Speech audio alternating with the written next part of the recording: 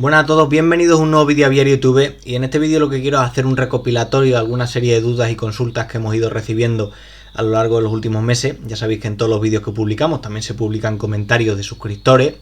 o de gente que ve los vídeos, bueno, comentando cualquier cosa, comentario alguna opinión que tengan diferente, comentando también o preguntando acerca de alguna duda que tienen relacionada con la afición, alguna consulta, algún problema que estén sufriendo también en su aviario, con sus pájaros. Y dentro de todos estos comentarios, pues me parece interesante profundizar en muchos de ellos, sobre todo por dos motivos. Primero porque, aunque procuro contestar todos los comentarios que recibimos en el canal, lógicamente a diario muchas veces es imposible, pero procuro contestarlos todos, sí que es cierto que con frecuencia en una simple respuesta de texto no es fácil profundizar lo suficiente o todo lo que uno quisiera en un tema.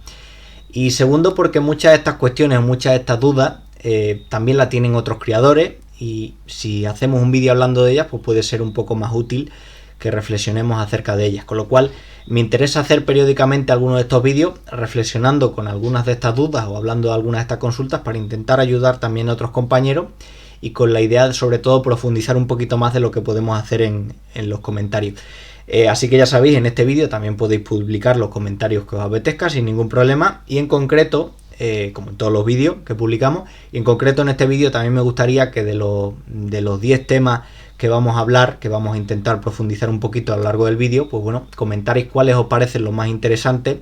para hacer, por ejemplo, si queréis un vídeo hablando únicamente de ese tema, desarrollándolo únicamente, para intentar todavía profundizar un poquito más acerca de ello. Así que si queréis vamos a empezar directamente ya con el vídeo, que seguramente se va a hacer bastante largo.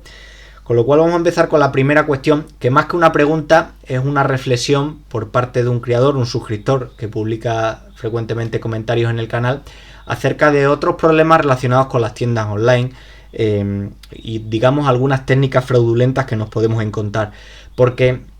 ya sabéis que el tema de las tiendas online relacionadas con el mundo de las aves han crecido muchísimo a lo largo de los últimos años, como ha crecido la compra online en general, la compra por internet, entre otras cosas porque encontramos mucha variedad, porque es muy fácil hacerla, es muy cómodo directamente desde casa, nos traen los productos, etcétera. Y también hay que reconocer que la gran mayoría de estas tiendas online que han surgido y han crecido como la espuma en los últimos años, pues la gran mayoría hace un servicio perfecto, es decir, es un trabajo muy sencillo. Te envían las cosas, no tienes que hacer mucho esfuerzo y la mayoría de ellas cumplen perfectamente bien con su cometido. Ahora bien, siempre pueden surgir alguna oveja negra o alguna tienda que sí que esté haciendo las cosas mal o que sea problemática. Aquí en el canal hemos hablado en concreto de una de ellas, que es la empresa Giglioso y más. Yo en concreto nunca he comprado en ella, pero sí que muchos creadores han comentado directamente que es una estafa o que han tenido problemas con los envíos. Y precisamente por ello hicimos un vídeo hablando acerca de ello, con la intención sobre todo, también algún artículo en el blog, con la intención sobre todo que los creadores comentaran si habían tenido algún problema relacionado con la tienda, y también por supuesto que comentaran los creadores que no habían tenido ningún problema y que estaban contentos con la compra en ella, pues que también lo pudieran comentar. Este creador en concreto no habla en esta cuestión de esta tienda, pero sí que habla de algunas técnicas, digamos, fraudulentas o que se pueden malinterpretar que hacen algunas tiendas online. Tiendas online en general, pero también algunas relacionadas con el mundo de las aves. Muchas veces una de las situaciones fraudulentas que nos podemos encontrar, la mayoría de las veces que ocurre esto, ocurre porque hay un error, porque lógicamente todos nos equivocamos y porque lógicamente cuando entregamos un pedido, pues puede que algún artículo se haya traspapelado por la razón que sea y no lo enviemos. Pasa muchas veces, o de vez en cuando pasa, que hacemos un pedido a una tienda y que algún artículo nos falta o está erróneo, puede ocurrir. Pero hay veces que esto se hace de forma intencionada, no por un error, porque, por ejemplo, nos podemos encontrar con tiendas que te responden que ese artículo que te falta o ese artículo que no te ha llegado, pues te lo envían en el siguiente pedido, y de esta manera intentar que ese criador o ese comprador, pues bueno, fidelizarlo un poquito más, o por lo menos que te haga una segunda compra para conseguir que al final se haga fijo comprando en tu tienda. Lógicamente, si aplicas esta técnica siempre al mismo criador, pues lógicamente va a llegar a un punto que al final deje de comprar en la tienda por poco seria. Pero cuando se hace de vez en cuando, cuando se hace periódicamente, pues a veces puede cumplir con su objetivo. Ya digo que la mayoría de las veces que ocurre esto va a ser simplemente un error en el hecho que te hayan enviado el pedido y a lo mejor algún artículo que falta, pero hay veces que se puede aplicar o que se puede utilizar de forma malintencionada,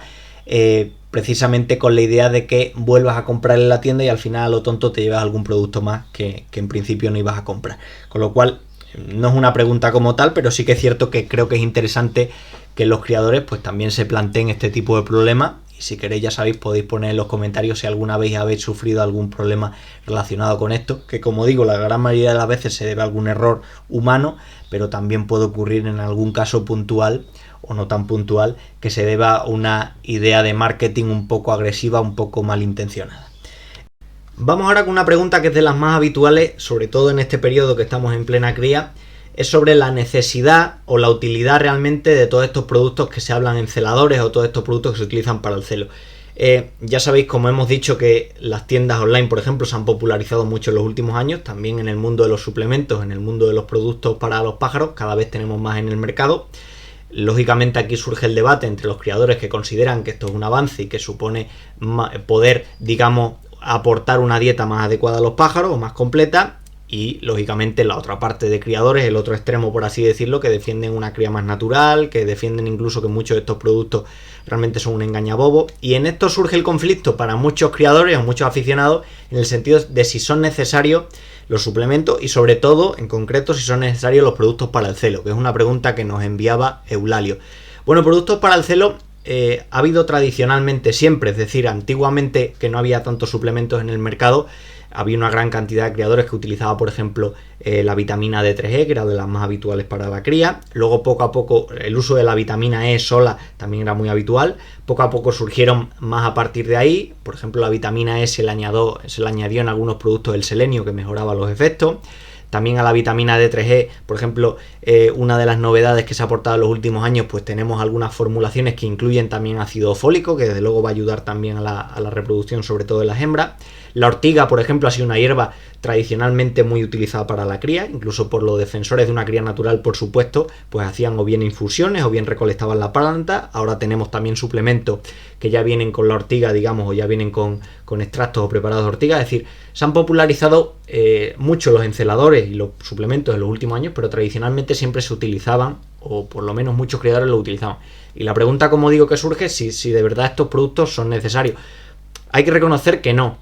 Y eso es muy importante decirlo, porque realmente todos estos productos para encelar a los pájaros, el verdadero celo al pájaro le va a venir por dos factores fundamentalmente: por las horas de luz, que es lo que le va a indicar de forma natural que es un periodo en el cual pueden reproducirse. Básicamente los pájaros en el campo se crían sobre todo en un periodo por el tema de las horas de luz, por el tema de que en ese periodo tienen más cantidad de alimentos, con lo cual se encuentran más sanos y mejor nutridos. Y básicamente son estos dos aspectos: las horas de luz y el tema de que el pájaro llegue sano a la cría. Todo esto de los productos enceladores, productos de suplemento, básicamente son productos que podemos utilizar como un añadido. Yo por eso me gusta decir la palabra que son suplementos. Es decir, podemos tener los pájaros en perfectas condiciones con una dieta sin añadir ninguno de estos productos. Podemos tener una cría completamente natural. Hemos visto en los últimos años que la ornitología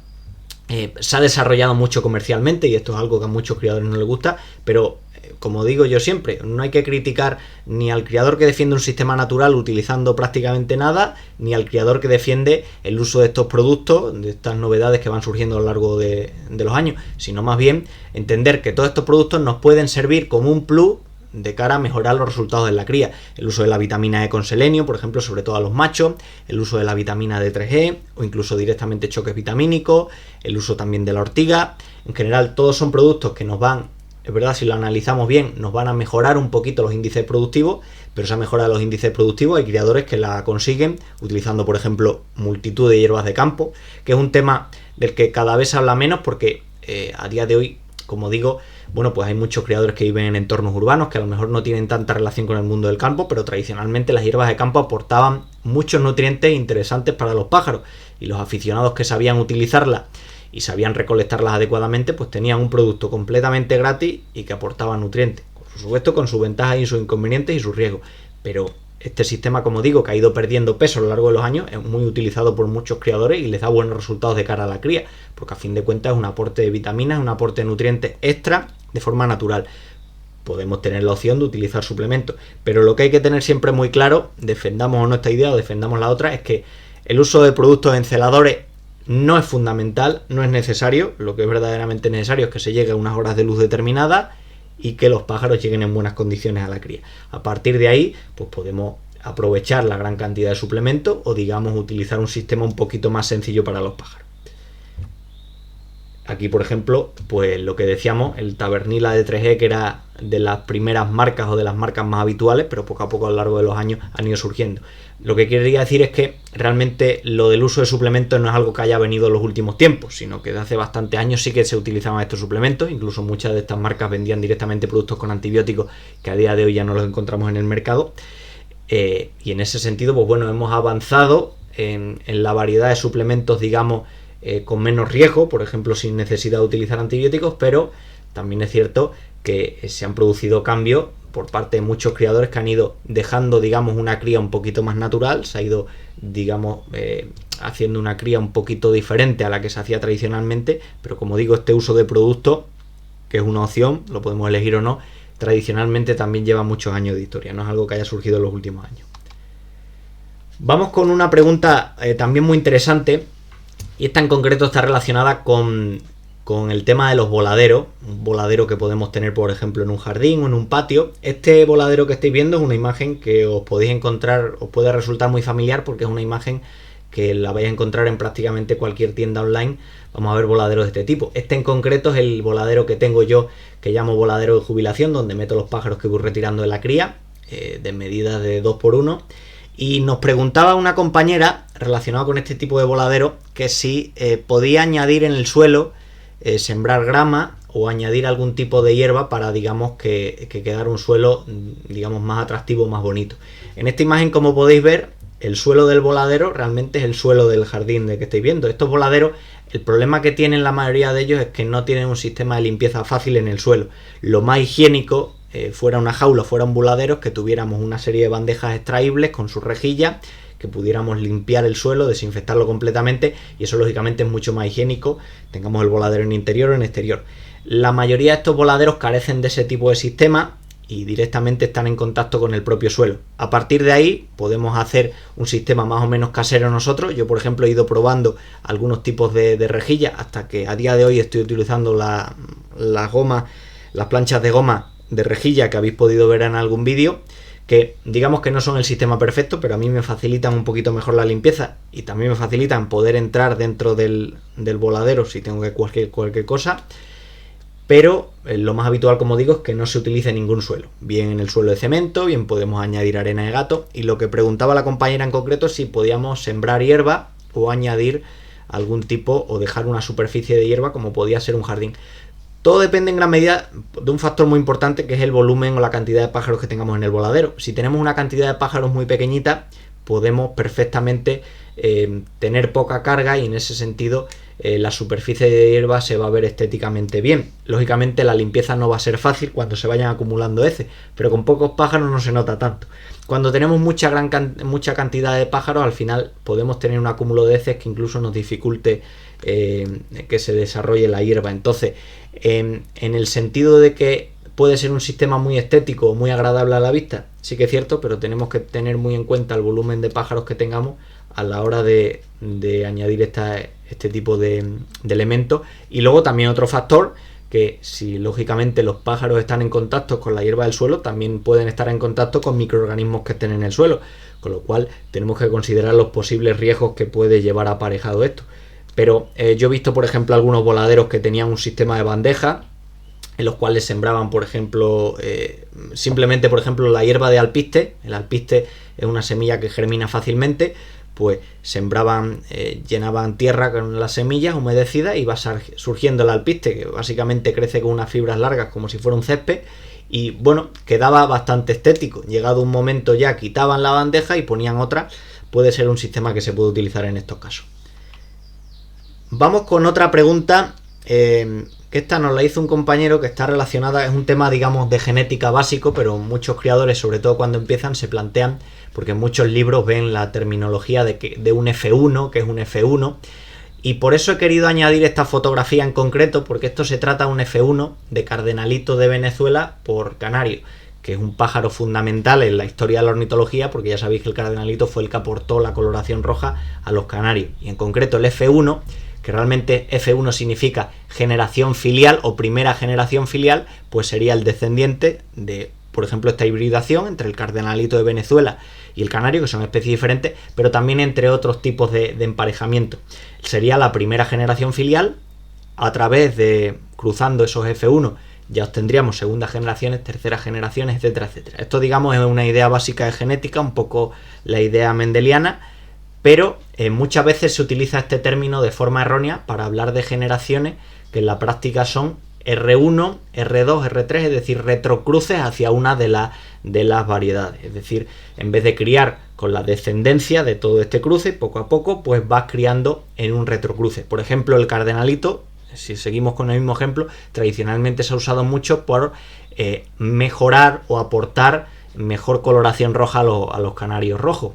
Entonces, ahora se ve menos, pero por ejemplo hace no tantos años, hace 20 años o 30, era muy habitual ver los anuncios en las revistas y había muchos criadores de canarios rojos que ponían en venta F1 de cardenalito, en venta F2, en venta F3, en venta F4, que se referían a distintas descendencias de ese cruce del canario con cardenalito, y digamos la última generación, la cuarta generación así, pues eran prácticamente canarios con unas características mejores, muy finitos de pluma, con una coloración roja más fuerte y con un valor añadido en el sentido que valían un dinero. Como digo, era muy habitual ver estos trabajos, que es cierto que había muchos criadores con el tema de los F1 que, por ejemplo, compraban algún F1 de cardenalito, una de esas generaciones, y pues no llegaban a ese cuarto año, ese quinto año para obtener, digamos, los canarios rojos resultado de este cruce. Pero como digo, era muy habitual en esos años y ahora ya no es tan común encontrarse en esos casos. Pero digamos, el término F1, generación filial, pues es uno de las bases genéticas, digamos, como si fuera la definición de un cruzamiento. Tema curioso que nos propone un compañero, que es Ángel, que desde aquí le mando un saludo porque es un compañero que escribe, está suscrito al canal y que escribe periódicamente en los distintos vídeos, y hace una pregunta que puede parecer rara o puede parecer un poco extraña al leerla, sobre canarios que dan de comer pero no dan de comer. Es decir, la he traducido un poco por simplificarla, pero básicamente se refiere a canarios que alimentan, embuchan a su pichón, canarias por ejemplo, pero en la práctica no les transmiten comida en la embuchada. ¿Por qué se puede deber esto? Bueno, muchas veces es por un error de interpretación, es decir, porque puede darse la circunstancia de que estemos viendo a la hembra alimentar al pichón y en ese momento no esté regurgitando el alimento. Pero cuando esto se produce de forma frecuente y en muchas jaulas, sobre todo hay que plantearse el tipo de alimentación que están recibiendo los canarios, porque lógicamente dependiendo de la humedad y depende de la textura del alimento que estén recibiendo, para que los canarios embuchen a sus crías, pues puede ser que haya alimentos que sea fácil regurgitarlo, es decir, el pájaro se lo mete en la boca y luego se lo regurgita a las crías, y otros alimentos a lo mejor más secos que cueste un poco más regurgitarlo. Entonces muchas veces nos podemos encontrar con esa circunstancia de canarios que desarrollan con un buche menos lleno a lo mejor y otros que desarrollan con un buche más lleno. Pero no siempre es que la hembra no dé de comer, porque lo normal cuando una hembra no da de comer a sus crías, lo normal es que las abandonara, y si las abandona normalmente no hace el acto de no dar de comer, sino que por ejemplo puede abandonar el nido o puede seguir encima de los pichones pensando que está continuando la incubación. En ese caso sí que son más habituales, pero no el acto, el esfuerzo de dar de comer y luego no depositar el alimento en los pájaros. Pero desde luego, como digo, es una pregunta curiosa y que aunque parezca un poco rara, un poco extraña de primera, nos plantea muchos detalles, sobre todo relacionados con qué tipo de alimentación están recibiendo los pájaros. Aquí vemos por ejemplo una imagen de unos cardenalitos que, para que pudierais ver la diferencia entre el anterior pájaro que hemos visto, que era un F1 descendiente de un cardenalito con un canario rojo, y aquí estamos viendo el origen de toda esa coloración roja que son los cardenalitos. Bueno, esta otra pregunta también es interesante, un poco digamos de nivel básico dentro de la canaricultura, pero también es habitual que nos encontremos con criadores novatos que tienen esta pregunta. Y un compañero dice así, y es que dice que le han regalado un canario rojo y no sabe exactamente cómo cuidarle, sobre todo relacionado con la alimentación, para que no pierda el color. Dice que lleva un año cuidando pájaros y le va bastante bien, pero bueno, hasta ahora ha tenido jilgueros, ha tenido mixtos, ha tenido canarios verdes, pero le gustaría, bueno, pues que le diéramos un poco de información sobre la alimentación que tiene que tener el canario rojo. A los criadores más novatos tienen que saber lógicamente que el canario rojo es un canario un poco falso, en el sentido de que no es que sea el canario rojo en sí, sino que es un canario que tiene capacidad para asimilar una coloración roja. Es decir, los canarios rojos hay que pigmentarlos todos los años para que mantengan esa coloración roja. Si no los pigmentamos, lo que van a coger es un tono anaranjado, más o menos fuerte, pero desde luego no el tono rojo. Esto es el primer error muchas veces de los criadores novatos, que incluso yo me encontré una vez cuando empezaba con el lado de la ornitología, tendría a lo mejor 12 o 13 años, y íbamos al instituto y había algunos compañeros que eran aficionados al tema de los pájaros, y me acuerdo una vez que me dijo un compañero que no comprara a tal criador que había en el pueblo porque él le había comprado un canario rojo, me parece que era bronce, pero bueno, al fin de cuentas es un canario con pigmentación roja, aunque sea melánico, y decía que al cabo de un año el canario de repente se había convertido en un canario verde, en un canario digamos con pigmentación amarilla, y que le había engañado y tal. En la práctica lo más probable es que no fuera así, es decir, lo más probable es que el pájaro fuera digamos un bronce normal con pigmentación roja, pero como no le dio la alimentación adecuada, pues al final se quedó después de la muda con un tono más anaranjado, más claro. Y una de las cosas que aprenden estos criadores, sabiendo ya esto, que al pájaro hay que darle una pigmentación, pues aprenden a usar distintos tipos de pasta. Aquí os pongo un ejemplo, una pasta tradicionalmente pasta roja, que se usaba muy habitualmente, me parece que sigue en el mercado, pero no solo encontramos esta, también encontramos muchas otras pastas. Y lo de la pasta roja también es en cierta manera un poco engaño, en el sentido de que es cierto que la pasta roja puede ayudar a mantener la coloración roja de los pájaros, pero a la pasta roja, si queremos una pigmentación adecuada, hay que añadirle una serie de colorantes, como puede ser la cantasantina, como puede ser el calofil, porque los colorantes que tiene la pasta roja de por sí, solo por ella, no tienen la suficiente intensidad como para pigmentar al pájaro. Entonces se añade a esa pasta, y sabiendo esto, también podemos utilizar una pasta blanca, una pasta convencional, a la cual le añadamos simplemente los colorantes y vamos a tener unos resultados también muy parejos. Con lo cual, el uso de la pasta roja no es obligatorio para pigmentar a los pájaros, que esto es algo que muchos les sorprenden, sobre todo al principio, sino que el uso de una pasta normal,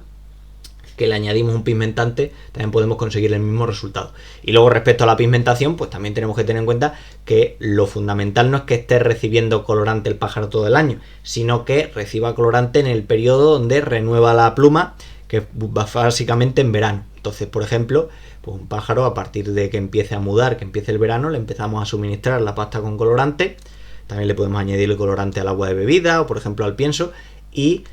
una vez que haya acabado de mudar, pues podemos quitar el colorante y, digamos, tener al pájaro con una coloración llamativa durante todo el resto del año. Otra pregunta también curiosa nos la hace un compañero, que dice que si se necesita realmente un macho para que la hembra incube, porque claro, siempre se ha estudiado en el mundo de las aves y sobre todo en el mundo de los mamíferos lo que es el efecto macho, es decir, que el tener un macho cerca o el meter un macho de nuevas en un grupo, por ejemplo, de hembras, va a mejorar, va a hacer que salgan a celo, van a hacer que ovulen y va a tener muchos mejores resultados de cría. Como digo, se ha estudiado mucho en el tema de los mamíferos, pero en el tema de las aves no tanto. Y en este sentido, perfectamente una hembra puede poner huevos y puede incubar sin necesitar un macho. A fin de cuentas, tenemos el ejemplo de las gallinas, que en una granja de gallinas no nos vamos a encontrar ningún macho. Es verdad que están seleccionadas con otros fines que con los canarios, pero una gallina va a poner tranquilamente huevos todos los días, o prácticamente todos los días, sin necesidad ni tener al lado ni ver un macho. Lo que sí es cierto es que el hecho ocurre muchas veces, por ejemplo con canarios, pero sobre todo con especies un poco más silvestres, que por ejemplo quitemos el macho de la jaula y que la hembra en ese momento ya no lo vea y deje de incubar. Eso también puede ocurrir, pero lo normal, por ejemplo en canarios, es que directamente la hembra puede seguir incubando sin tener al propio macho ni al lado ni visualmente cerca. De hecho, hay muchos criadores que directamente, cuando la hembra se pone a incubar, quitan el macho para utilizarlo con otra, o bien porque prefieren que no haya ningún conflicto con un macho excesivamente encelado, que dañe la puesta, etcétera, etcétera. Con lo cual, sí que es cierto que la hembra puede incubar sin necesidad de macho, y también es cierto que una hembra se puede poner a hacer una cría, digamos, normal, poniendo los huevos, incubándolo, sin tener a ningún macho cerca. Otra pregunta interesante, a mí es un tema que desde luego me apasiona, que es el tema de los canarios arlequines, los arlequines portugueses, que son desde luego una de las razas más polémicas, o por lo menos que más críticas reciben, pero también curiosamente una de las razas más atractivas o más llamativas para los criadores. Y es un criador que se llama David, que es un criador que nos escribe, me parece que de Venezuela, y nos comenta una curiosidad, porque dice que, bueno, En muchos criaderos de arlequines él ha visto hembras, también pueden ser machos, pero comenta que él ha visto hembras que dicen ser arlequines portugueses, pero en la práctica son muy parecidas a un canario rojo mosaico, es decir, como si viéramos, ahora vamos a ver una foto viendo el contraste, como si fuéramos un canario como este arlequín, que vemos que tiene la típica coloración de un canario pío, con zonas melánicas, con zonas claras, y dice que ven algunos de esos criaderos de arlequines, digamos criaderos profesionales, hembras que pueden parecer, digamos, rojo mosaico, que son directamente librocroma. Y pregunta si eso es posible, y pregunta también si puede empezar a crear, digamos, un canario arlequín cruzando un canario rojo mosaico con un bronce. ¿Cuál es el problema de esto? Vamos a contestar primero quizá la segunda pregunta. El problema del canario arlequín es que hay mucha gente que no entiende que es un canario de postura, y hay mucha gente que se aficiona por el canario arlequín no por lo que significa sus características de postura, no por ser un pájaro estilizado, no por tener en muchos de ellos una moña tricorne, sino que es una moña bastante diferente a la que podemos encontrar, por ejemplo, en otros canarios como el clúster, el cres o el moña alemana, una moña diferente con forma triangular. Pero muchos se aficionan al arlequín porque lo que realmente les gusta a este pájaro es que sea un pájaro pío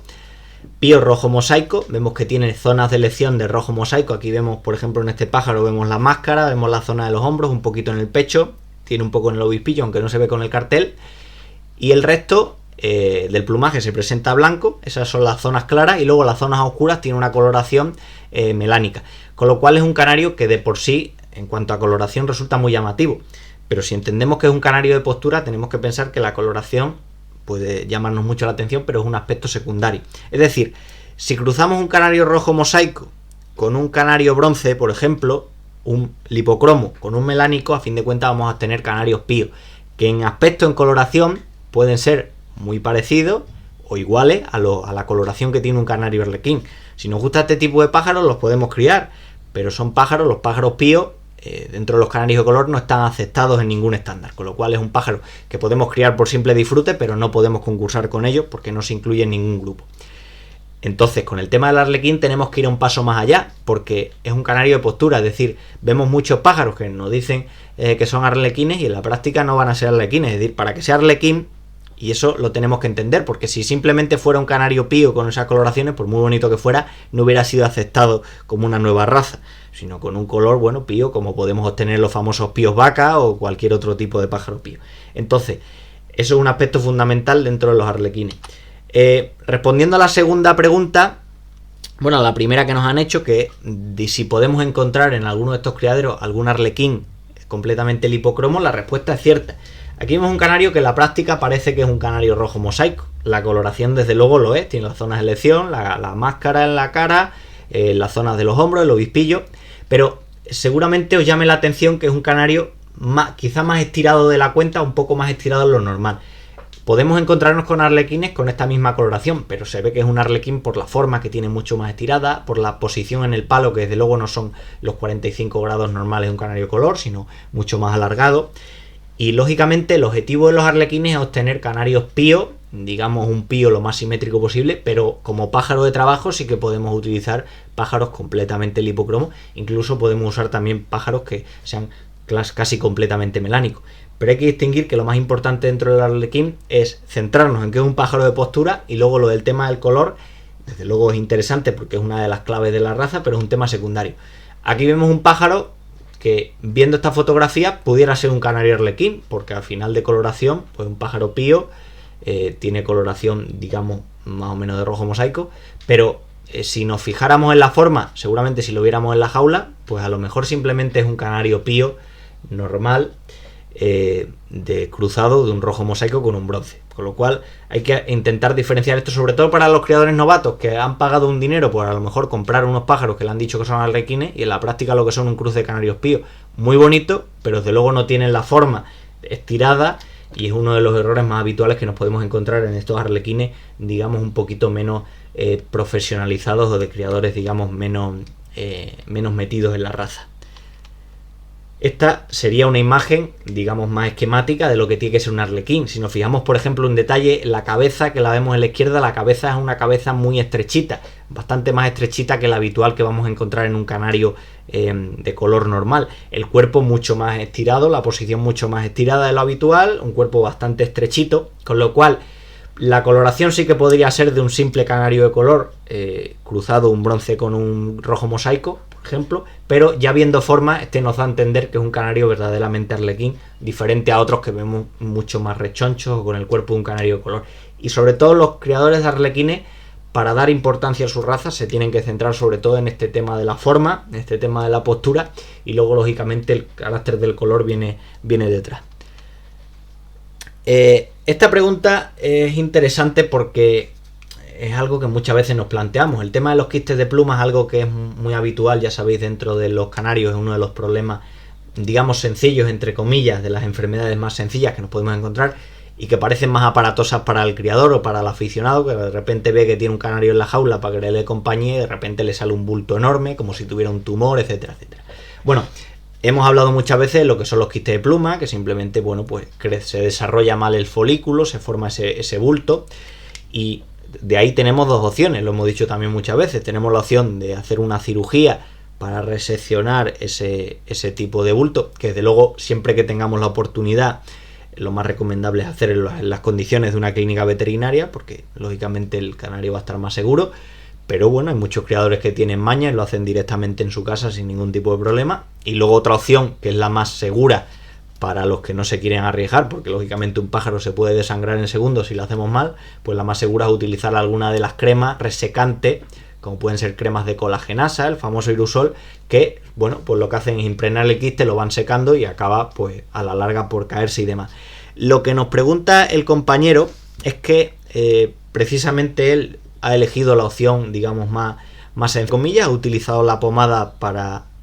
quitar el quiste. No es esta imagen, que esta imagen la hemos cogido de internet de un compañero veterinario de Madrid, pero él ha utilizado la pomada como si fuera en este pájaro y ha visto que a partir de ahí, bueno, el quiste habrá ido reduciéndose y demás, pero a partir de ahí el pájaro se ha ido debilitando, ha ido teniendo diarrea. Y la pregunta que surge un poco con esto es si tiene relación ese tratamiento del quiste con las diarreas luego que ha podido tener y demás. Es curioso, pero en principio no tiene ninguna relación, es decir, el quiste es un problema básicamente estético, básicamente de la muda, y un pájaro con quiste puede tener una salud digestiva y una salud intestinal perfecta. Pero sí que es cierto que nos podemos encontrar un detalle. Muchas veces si ese tipo de cremas es también muy pringosa, ese tipo de cremas puede pringar otras plumas del cuerpo del animal. Las aves son animales precisamente que se acicalan mucho las plumas porque son parte fundamental y una de las barreras de defensa que tienen ante los distintos patógenos. Con lo cual puede ocurrir que un pájaro, por ejemplo, haya impregnado las plumas, se le vayan ensuciando poco a poco y esto provoque un cierto debilitamiento que acabe originando que el pájaro pues, pueda enfermar por una simple diarrea o por un problema digestivo y acabe a lo mejor por fallecer. Como digo, en principio no hay una relación, no debería haber una relación entre un quiste de pluma y un canario que ha enfermado por algo así, pero sí que es cierto que puede haber una lógica de que el canario tenga un mal plumaje y a partir de ahí puedan surgir otras enfermedades, como a lo mejor puede ser el caso de este compañero. Y vamos a acabar con esta serie de preguntas que hemos ido viendo a lo largo de los vídeos con una pregunta que desde luego es interesante, que nos hace una compañera, Juana, y que quisiera que habláramos sobre la genética de dos canarios naranjas, seguramente porque tendrá a lo mejor dos canarios naranjas y los querrá utilizar para la cría. ¿Cuál es el problema de un canario naranja? Porque cuando uno es aficionado, cuando uno empieza con los pájaros, pues bueno, al final distingue colores, hay canarios que son amarillos, hay canarios que son rojos, visualmente los ves rojos, y canarios que visualmente los ves naranja. De hecho, el canario naranja antiguamente era un canario que era aceptado en los concursos, había un estándar y todo. Pero el problema del canario naranja es que realmente, solo viendo que es naranja, no sabemos su genética. Es decir, un canario naranja puede ser un canario rojo que ese año no se haya pigmentado. Un canario naranja puede ser un canario amarillo que al contrario, que se haya pigmentado. Un canario naranja también puede ser un cruce de primera generación entre un canario amarillo y un canario rojo, o descendiente de otros canarios naranjas, como digo, en generaciones sucesivas. Si no tenemos este factor en cuenta relacionado con su genética, no vamos a saber qué resultados van a dar el pájaro. ¿Por qué lo digo? Porque muchas veces cruzamos un primer año canarios naranjas y nos van a dar un canario amarillo. No es una rareza, es que los padres seguramente eran amarillos que estaban pigmentados. O cruzamos canarios naranjas, pigmentamos las crías y van a ser las crías rojas. Pues básicamente porque eran canarios rojos. Es decir, para intentar entender un poco la genética que tiene un canario naranja, tenemos que ver de qué partimos. Y esa fue una de las razones, uno de los motivos importantes, por considerarlo, digamos, un canario impuro o un canario de cierta duda, aunque de cara a un aficionado que no concurse, pues puede resultar también muy estético. Y aún así en los concursos nos vamos a encontrar, por ejemplo, algunas razas de canarios que sí que tienen una coloración naranja muy característica, porque se pigmentan con otras pigmentaciones, como puede ser el canario Norwich o razas inglesas, sobre todo el canario Yorkshire, que es muy típico ver canarios con estas características que tienen un color naranja, y además para mí me resulta todavía más estético ver un Norwich que tiene una coloración naranja, más que por ejemplo si la tuviera de color amarillo.